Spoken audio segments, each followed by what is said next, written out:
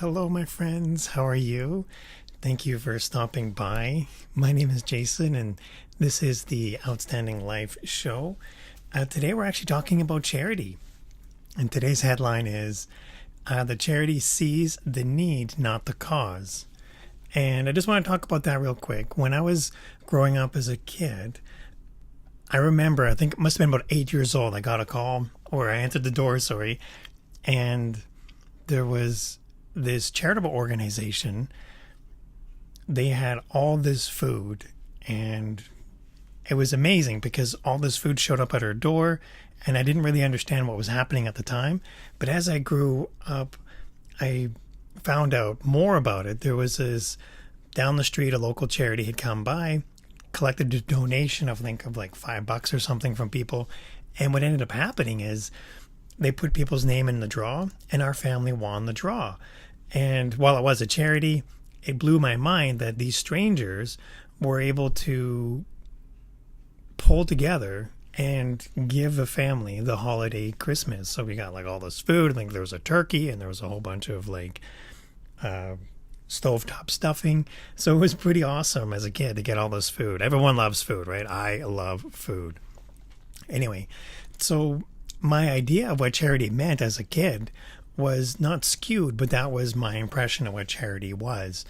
And as I grew older, I came to appreciate that charity in and of itself isn't just about money, and it isn't just about giving money to a cause. It's more about allowing yourself to have the ability to give. So getting your heart ready to donate something to make a difference, that's huge. That's where charity, really the crux of the issue is. I saw this YouTube video with Simon Sinek. He's amazing. If you ever get a chance to go check him out, I definitely encourage you to do so. And so Simon, he had gone and said, if he were to go and say to somebody on Monday when he's back at work, and someone says, hey, what did you do on the weekend? And if somebody were to say, I went and I donated $20 to this local charity, the person can respond, hey, you know what? That's awesome. Way to go. Good for you.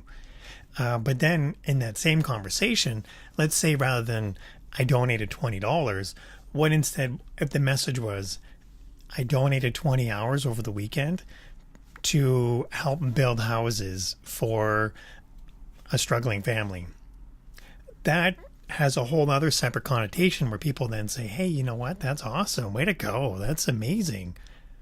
And then their thought becomes, I should do more with my time. And so both are acts of charity. Yes, one is money, but the other one is time.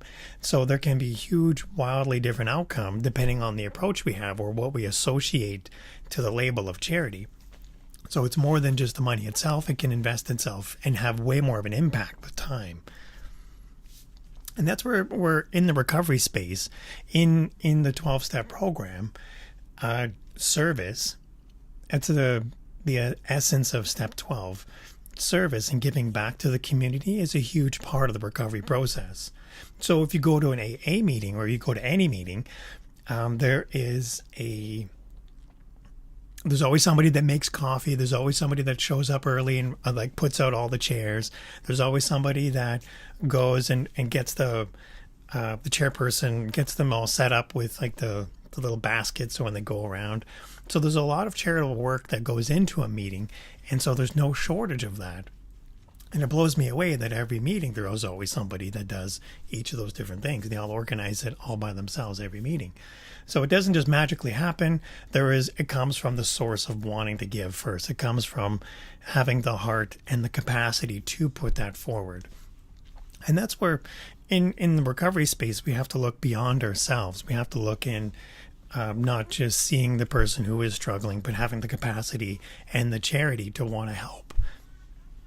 And so we have to stop asking ourselves, what's in it for me? That's the main thing that drives every day is, before I do something, what's in it for me? And part of being in recovery is being able to look beyond that, looking beyond what's in it for me. Because what's in it for me in recovery is sobriety. What I get out of this through giving, through charitable, through this act of helping, is I gain sobriety out of this. I gain the ability to wake up another day. I get to wake up and be thankful, appreciative.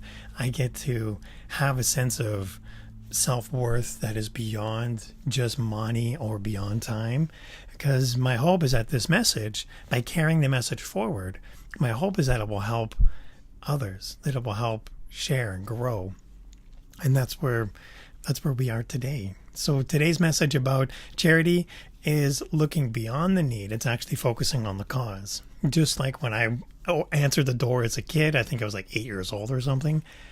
I didn't understand what was going on, but as I grew older, I began to appreciate, holy cow, these total strangers pulled together, chipped in $5 each, and then granted a family a Christmas. And that message, that feeling stuck with me, and I still hold on to it today. I'm still appreciative today.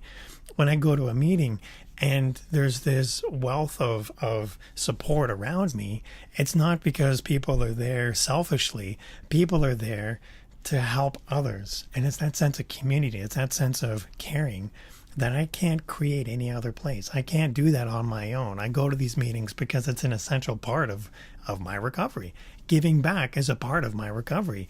So what does this mean? This means in every episode in season 2, that's what this is. We are actually coming up with a gratitude of the day, and we're also coming up with an action of the day.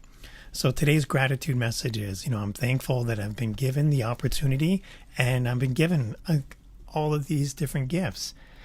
And it can take a while to help appreciate what those gifts are. So being thankful that I'm given the opportunity to give, and I'm thankful that I have the ability and the capacity to share. And sometimes what I perceive as talents versus what others can appreciate themselves, it's looking at what I've grown to excel at, what I've grown and focused on, can help shape my experience. So what I may not perceive as a talent, others can perceive as talents. And so if I have the ability to help and give, then that's my duty to want to go and assist in that way. So I'm thankful that I have been given insight from my higher power to appreciate what my gifts are, and I'm able to help see how those gifts can help others. Okay, so that's the gratitude of the day. When it comes to the action of the day, one thing I'm going to do is, if you want to help join, if you want to go and partake in this, feel free to write in the comments below, say hello, let me know what you're thinking. So today's action is, today I'm going to list my talents. Today I'm going to go and make a list of all the things that I can help with, and I'm going to help follow through with those. Not everybody is able and willing, of course, just like we said earlier about charity. Some people don't have the capacity to help, but I challenge you to be able to go and tear down those barriers to help see, one, if there is a way we can help, what would that look like? Being open to the idea of, even if it's something as small as $5 to a charity, that can help shift a whole family's Christmas. Even though something as simple as $5, man, that blows people away when all those $5 add up.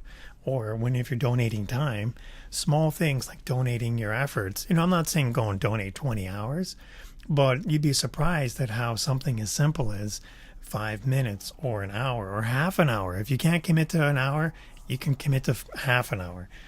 Committing to half an hour can add up to 40 hours over the course of 6 months. You'd be surprised at how much that builds up. So I encourage you to go and explore what that looks like. Look at what charity can mean to you, your community, not just for others, but also for yourself. Not in a selfish way, although through my sobriety, I do gain a lot out of sharing and opening up to others.